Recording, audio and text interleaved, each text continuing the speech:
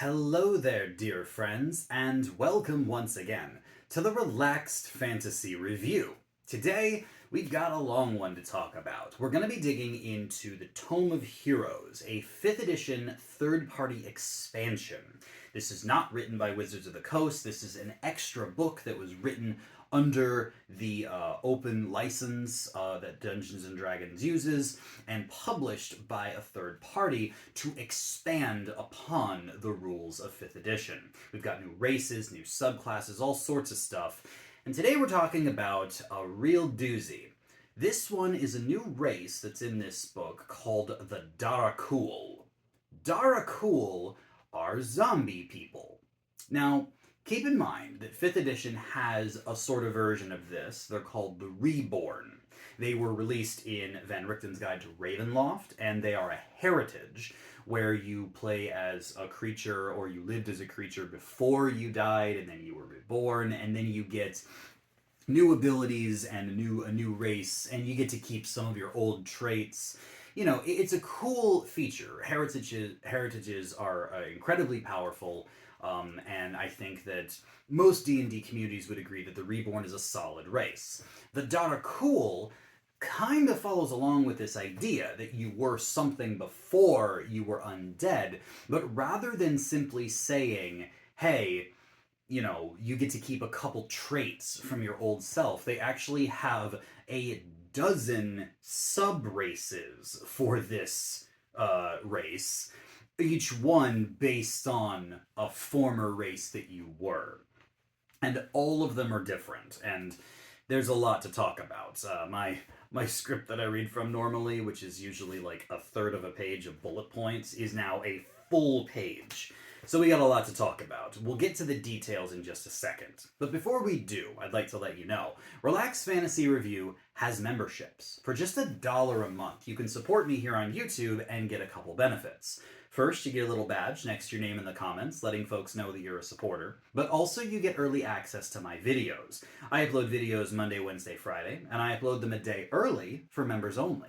If that interests you, you can click the join button just down there below the video. I'd love to see you in the comments. And if it doesn't, that's totally fine. Just being here, liking, subscribing, and watching the video, just watching at all, is a great way to support me, and I'm very, very thankful. So thank you for watching my content.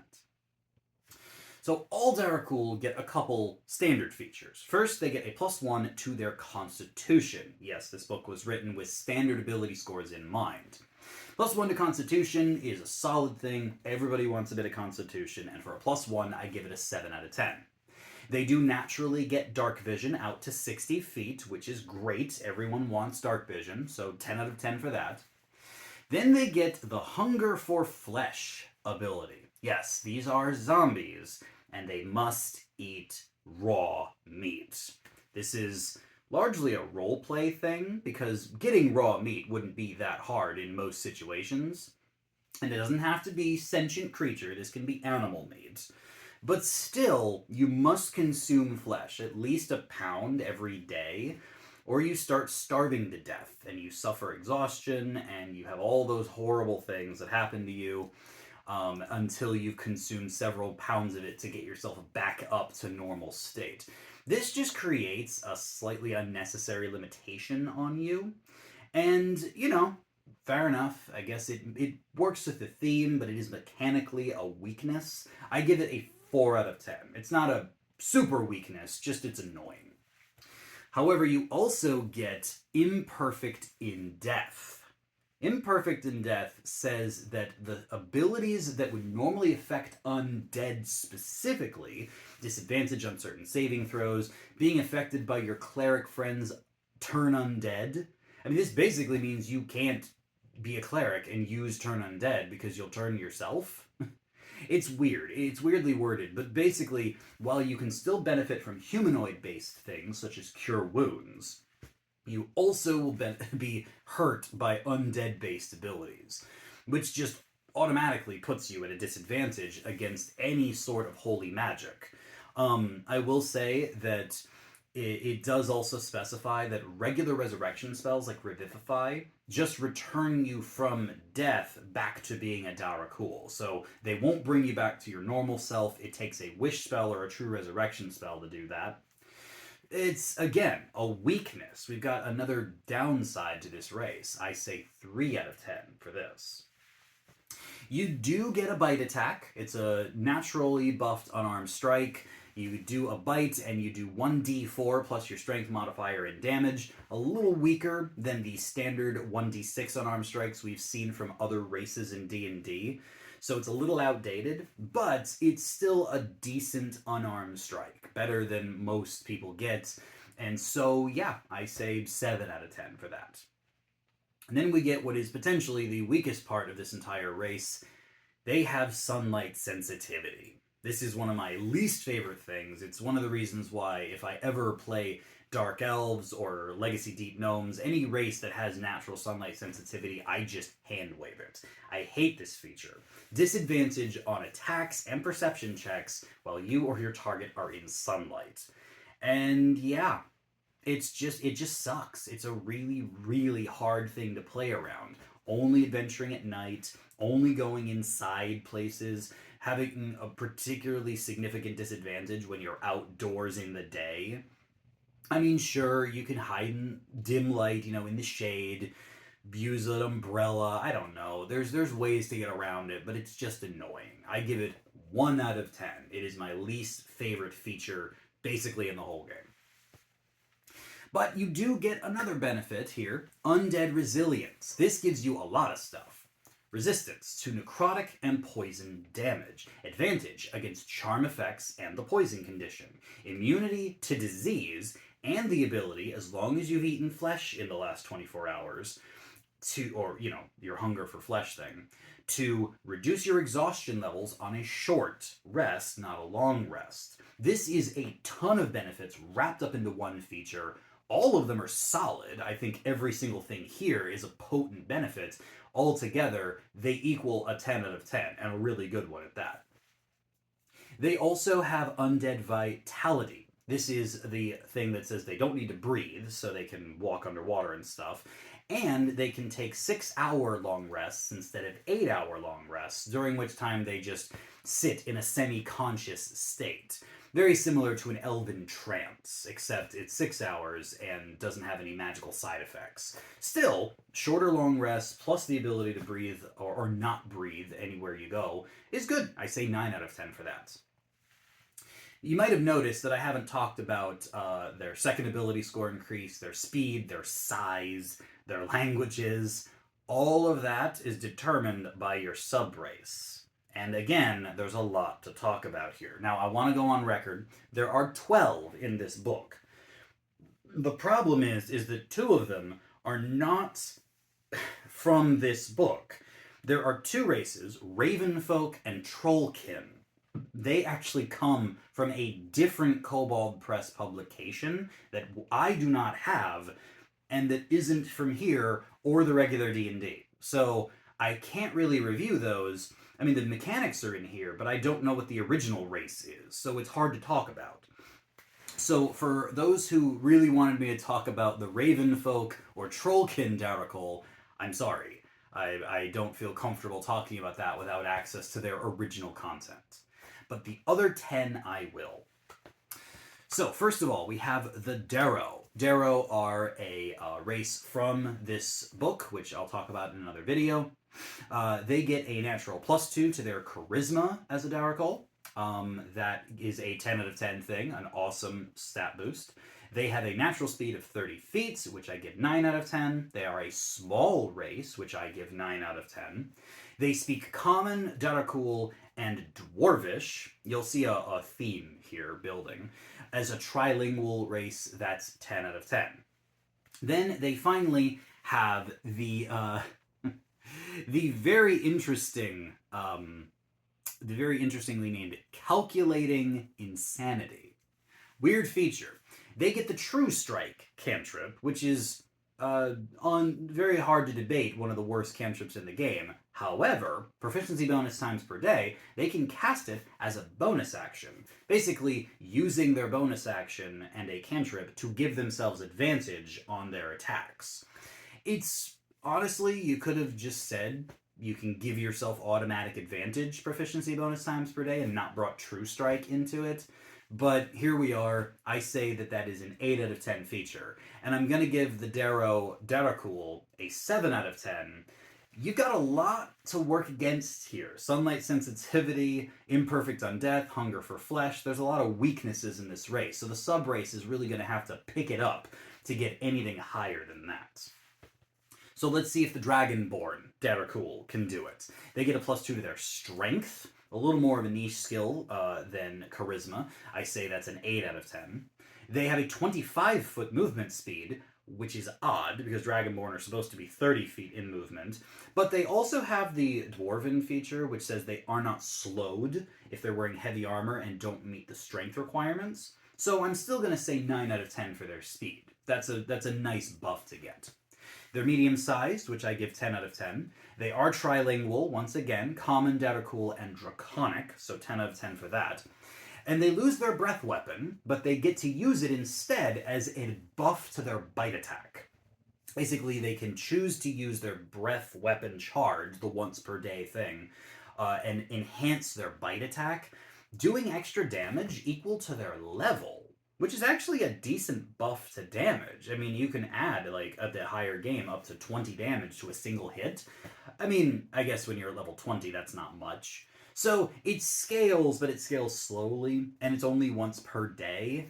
I say 7 out of 10 for this enhanced bite, and again, 7 out of 10 for the Dragonborn Darakhul. We aren't quite getting up there yet.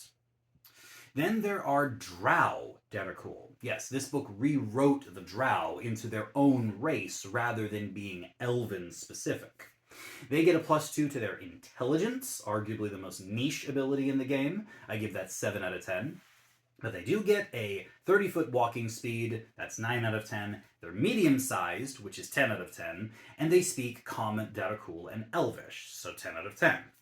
They also get an enhancement to their bite attack, the Poison Bite. Once per rest, so short rests will recharge this, they can deal an extra 1d6 poison damage when they land their bite attack. This actually scales to 3d6 at level 11. This is better than the Dragonborn's Bite in the sense that it comes back on short rest, but it also does less damage and it's poison damage.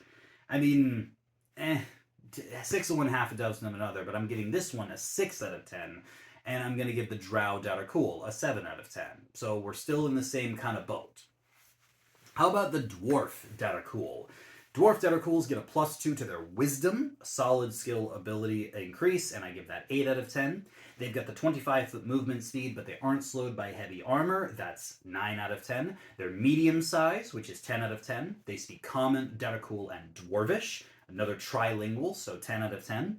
And they get Dwarven Stoutness, where they gain an extra 1 hit point for every level they go up, just like the Hill Dwarves do. This is a really good feature that I give 9 out of 10, but it still isn't enough to drag the Dwarf Darakhul up, and I say 7 out of 10 for the Dwarf. Next, we've got the Elf, just standard Elf. It also references another race that I don't have access to, the Shadow Fae, which comes from a different Kobold Press book. So I'm not going to talk much about that, but any elf, that would become a Darakhul would have this.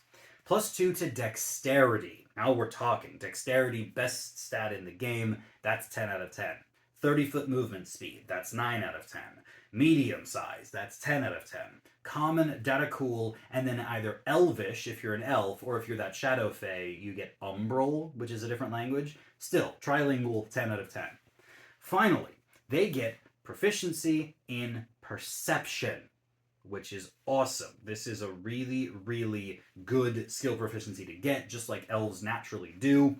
And they get one other benefit. When an enemy is hurt, they're not at max hit points, you get advantage on your perception checks to find them. So you have like a blood sense almost. This is great. It just enhances perception even more.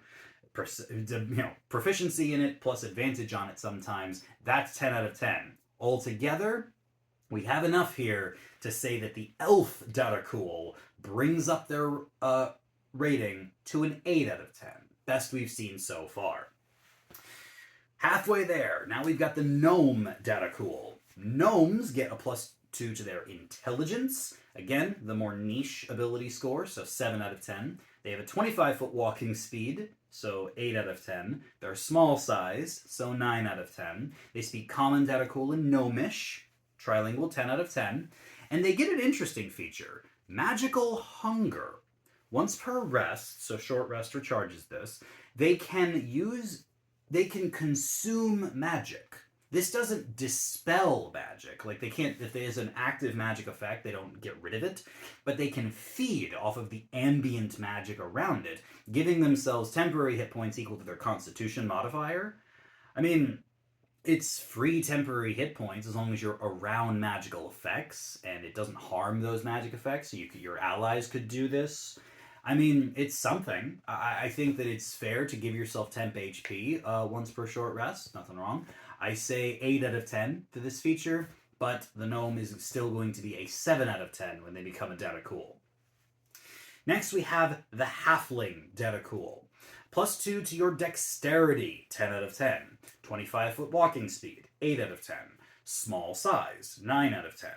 Common, Darakhul, and halfling, 10 out of 10. And you get the ill fortune power. This is a twist on the halfling lucky trait. Normally the lucky trait says that when you roll a natural 1, you get to re-roll it. It's an awesome power. This says that when an enemy crits against you, they roll a nat 20 on an attack, you can force them to re-roll it. So you cancel crits effectively.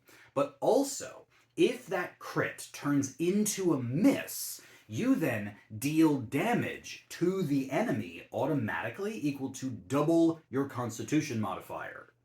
So that's anywhere from 4, 6, maybe even 10 damage if you invest in your Constitution that you just deal most times an enemy crits you. I've never seen an ability like this. I've seen canceling crits, that happens sometimes, but canceling crits and then dealing damage back, this is a really, really strong feature, and there's no limit. It just happens every time you get crits. I think this is amazing. I'd love this on a barbarian. Are you kidding me? I would say this is 10 out of 10, and it's enough to bring the halfling up to the 8 out of 10 realms. Amazing.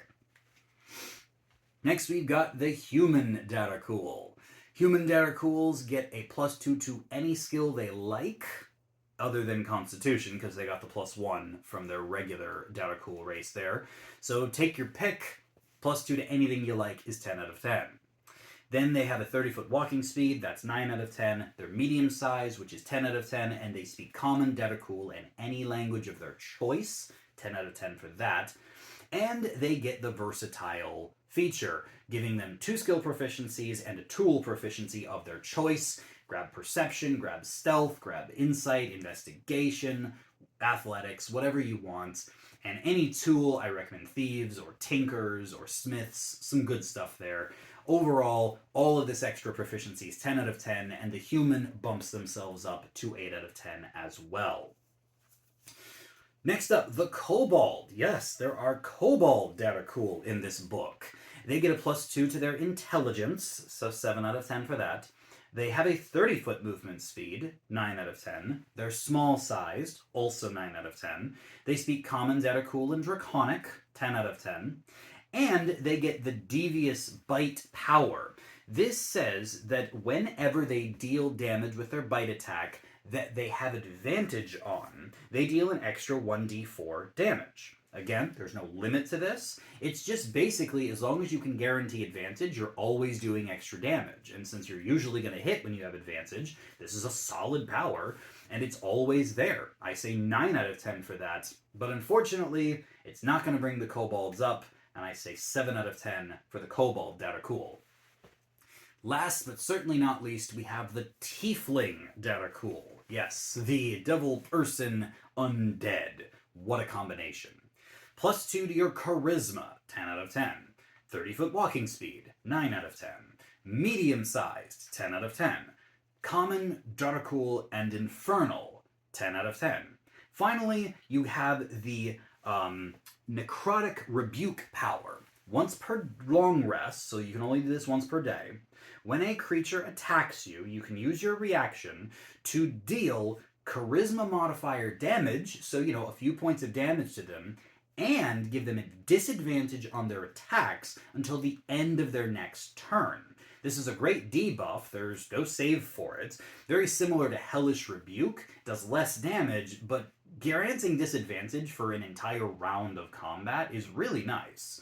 I would say that this is something I would use in a particularly tough fight against like a boss monster or something, because no saving throw means that they just have flat disadvantage on their attacks, and that's great.